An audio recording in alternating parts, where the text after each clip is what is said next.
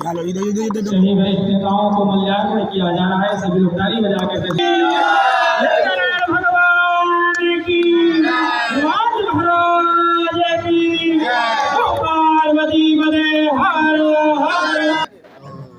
खेलना न है, आराम से आराम से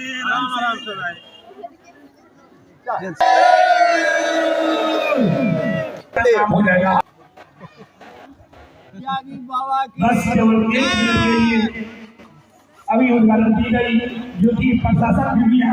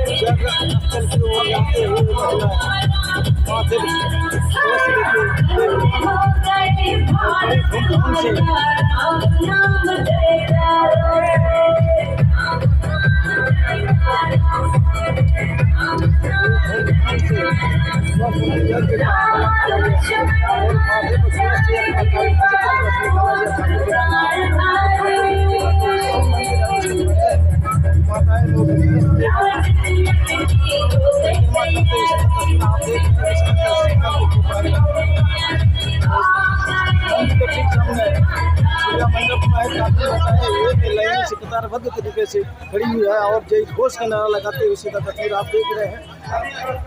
माथे पर कलश लेते हुए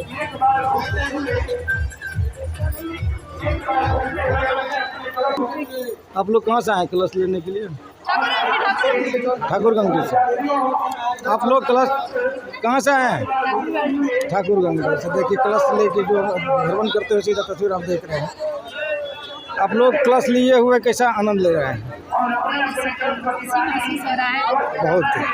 आप लोगों को काफ़ी आस्था और भक्ति है, इसी की विश्वास के साथ। आप लोग कहाँ से आए हैं? आप लोग कहाँ के रहे हैं? निसरगंज के। कलश लेके माथे पर देख रहे हैं, किस तरह के आप लोगों को अनुभूति हो रहा है इस जग को लेकर? बहुत अच्छा।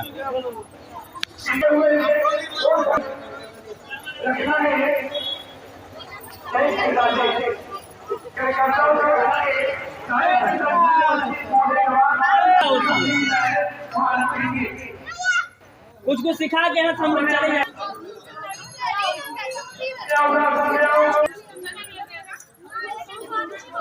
जगह रखियो।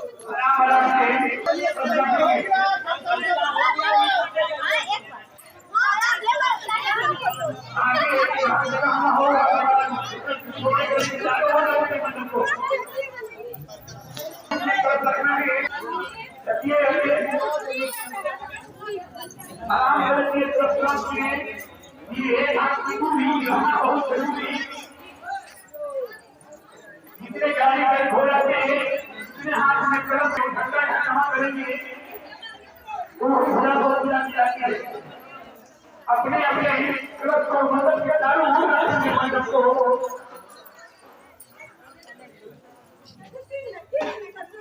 अपने तरफ से निशान करेंगे। आप लोग तो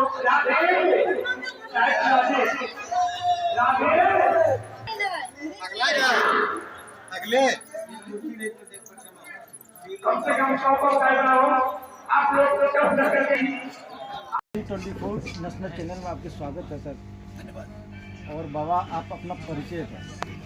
हम इंटरनेशनल भिखारी यज्ञ धुरंधर त्यागी बाबा, हमें क्योंकि काशी वाराणसी मेरा मूल स्थान है, आश्रम है। मेरा संकल्प 551 यज्ञ है। अभी तो 160 नंबर यज्ञ परम पुनित परम धाम ग्राम ठाकुरगंती के पावन भूमि पर आज कलश यात्रा संपन्न हुआ, जो कि आज दिनांक 1 दिसंबर 2024 कलश यात्रा हुआ। कल से यज्ञ शुभारंभ होगी और 10 दिसंबर 2024 को यज्ञ पूर्णाहुति होगी। इस यज्ञ में अनेक प्रकार की मूर्ति, भगवानों का मूर्ति का प्रतिमा बनाया गया है। अन्नपूर्णा का भंडार यहाँ चलेगा नित्य निरंतर।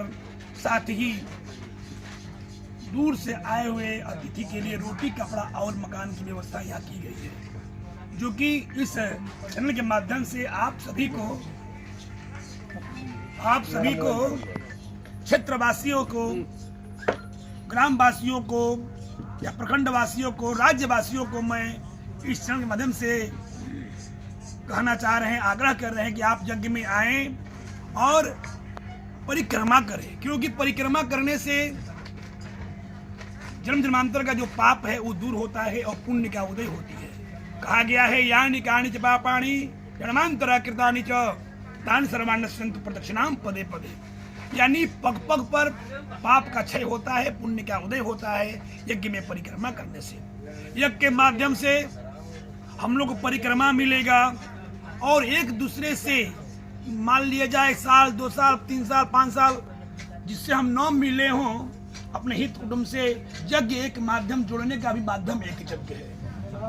इसलिए और कहा गया है कि यज्ञ से पूरे विश्व का कल्याण होता है। सर्वे भवन्तु सुखिनः सर्वे सन्तु निरामय सर्वे भद्राणि पश्यन्तु मां कहतु भगवते, यानी कहने मतलब है कि यज्ञ सबके लिए होता है, सब सुखी रहे, सब में समानता प्रेम रहे, इसीलिए यज्ञ की जाती है।